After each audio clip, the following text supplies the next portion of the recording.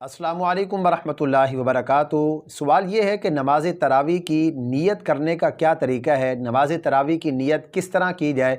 मर्द हज़रात अगर मस्जिद में जमात के साथ नमाज तरावी अदा कर रहे हैं तो वो नीयत कैसे करेंगे। ख़वातीन अगर घरों के अंदर हमारी इस्लामी बहनें नमाज तरावी पढ़ रही हैं तो उनकी नीयत करने का सही तरीका क्या है।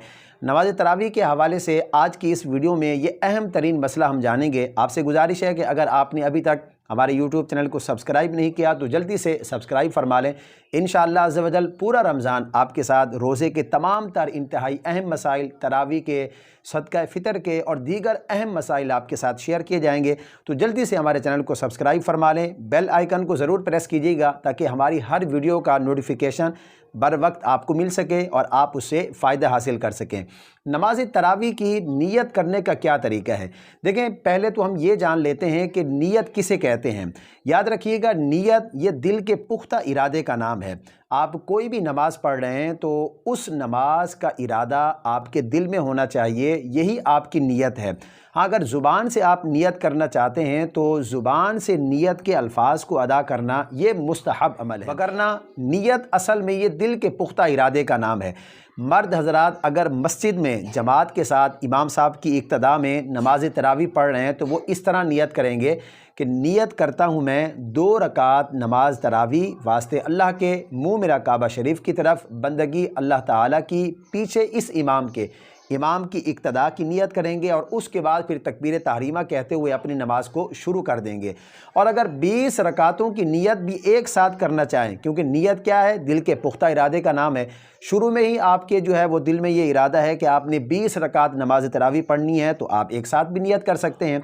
हमारी इस्लामी बहनें जो घर पर नमाज तरावी अदा कर रही हैं वो किस तरह नीयत करें। देखें, जो हमारी इस्लामी बहनें घर पर नमाज तरावी अदा कर रही हैं तो उनके लिए भी नीयत करने का बहुत ही आसान तरीका है। असल नीयत तो दिल के पुख्ता इरादे का नाम है। ज़ुबान से करना चाहें तो वो इस तरह नीयत करें कि नीयत की मैंने 2 रकात नमाज तरावी की वास्ते अल्लाह के, मुँह मेरा काबा शरीफ की तरफ, अल्लाहु अकबर। उसके बाद वो अपनी नमाज को शुरू कर दें। और अगर वो भी 20 रकात की एक ही साथ नीयत करना चाहें तो वो कर सकती हैं, इसमें कोई हर्ज नहीं है। अच्छा, बाज़ लोग यहाँ पर क्या करते हैं, ज़ुबान से नीयत करने को इतना लाजिम जानते हैं, वो आते हैं नीयत करते हैं, इतना टाइम लगाते हैं, गलती हुई फिर दोबारा उन्होंने नीयत शुरू कर दी, फिर नीयत के अल्फाज में कोई गलती हो गई तो फिर शुरू कर दी। इतनी देर में इमाम साहब रुकू में चले जाते हैं, 1 रकात चली जाती है और उनकी अभी तक नीयत ही हो रही होती है, अभी तक उनकी नीयत ही मुकम्मल नहीं होती। तो इस तरह हमें नहीं करना चाहिए। नीयत असल में ये दिल के पुख्ता इरादे का नाम है। ज़ुबान से नीयत के अल्फाज को अदा करना ये मुस्तहब अमल है।